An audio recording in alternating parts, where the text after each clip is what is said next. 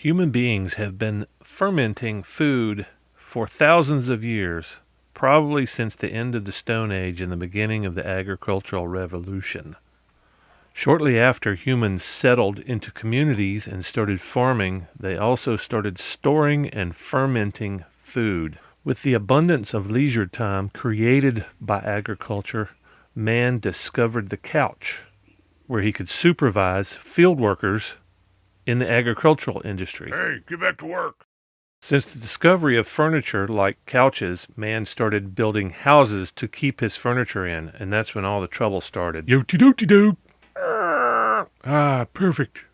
Oh, not that. You can't see the TV. Shortly after the discovery of domestic life, man started fermenting grapes and barley and drinking it every day. But seriously, there has recently been much evidence suggesting the health benefits of fermented food beyond the fact that it simply gets you drunk. There is lots of evidence to suggest that the probiotics contained within fermented foods help your immune system and protect you from dangerous pathogens in your gut. But today I want to talk about how to make one of my favorite dishes, a spicy cabbage dish from Korea called kimchi. It is fantastic. Now you can buy kimchi from just about any Korean restaurant, but you can also find it occasionally at the grocery store. But it's outrageously priced, and besides, I wanted to learn how to ferment my own anyway, and this is how I did it. First thing to do is gather your supplies and ingredients, and I use Napa Cabbage kosher salt, not regular salt. I like the jars of garlic and ginger that are already minced, some fish sauce, Korean red pepper flakes, a large carrot, half a Vidalia onion, and some green onions. Now the first and most important step is to submerge your chopped cabbage in brine, which is kosher salt, for 2 hours. It has to be kosher salt because any other salt with iodine in it will kill the bacteria needed to ferment the cabbage. The next step is to slice all your veggies and put them into a mixing bowl. I'm using about twice to 3 times the amount that's in the recipe, but I like a lot of kimchi. And the next step is to combine your minced ginger and garlic in a bowl with your red pepper. And I want to talk about the red pepper. This looks like a lot of pepper, but the pepper that I'm recommending is not regular red pepper. It's very mild, which is why I'm using so much of it. It's really hard to find unless you've got a good Asian market nearby. You're probably going to have a hard time finding it, but I will post a link below in the description so you can buy it online if you can't find it locally. But like I said, it's a very mild pepper, and that's why I'm using so much of it. And then after I mixed up the pepper, ginger, and garlic thoroughly, I started to add my fish sauce, which may also be hard to find unless you have a good Asian market, but I've got that link down below too. And then what you want to do is add all the fish sauce that you're putting in there and stir it into a paste, something that would stick to your veggies when you mix those together. Now, I'm a recent convert to fish sauce, especially the good quality fish sauce. And you can find fish sauce in just about any supermarket, but it's just usually in little jars, and it's huge mass-produced stuff. It doesn't have a lot of flavor. It's still better than no fish sauce, but anyway.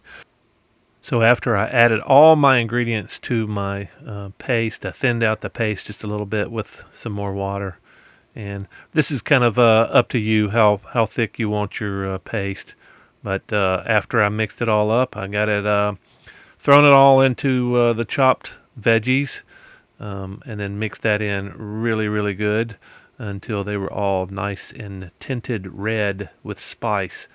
And then I retrieved my brine mix.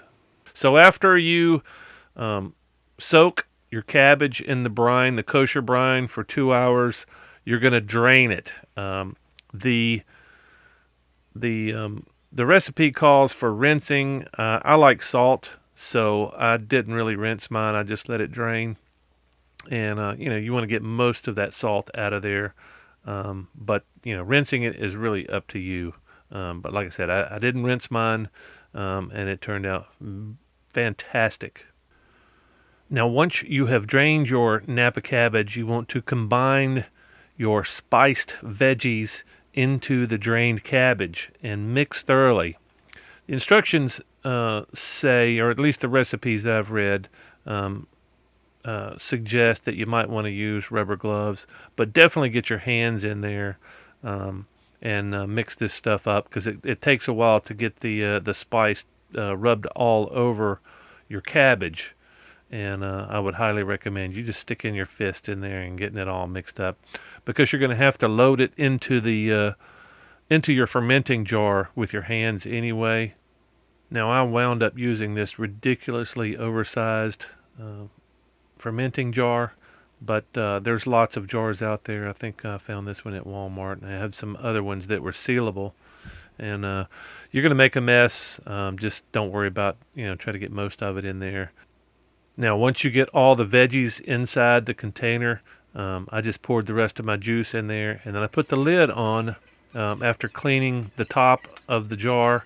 And the lid is really important. You want to put the lid on loosely.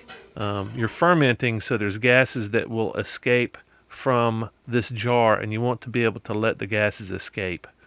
So after you put the lid on loosely on the top, you let it sit at room temperature for 5 days. And after we did this, we refrigerated. We split it up into 2 smaller jars that we could get in the fridge. And it was fantastic. Now, it took me a month to finish mine, but I use it as a side dish and I use it as a topping on lots of Asian dishes.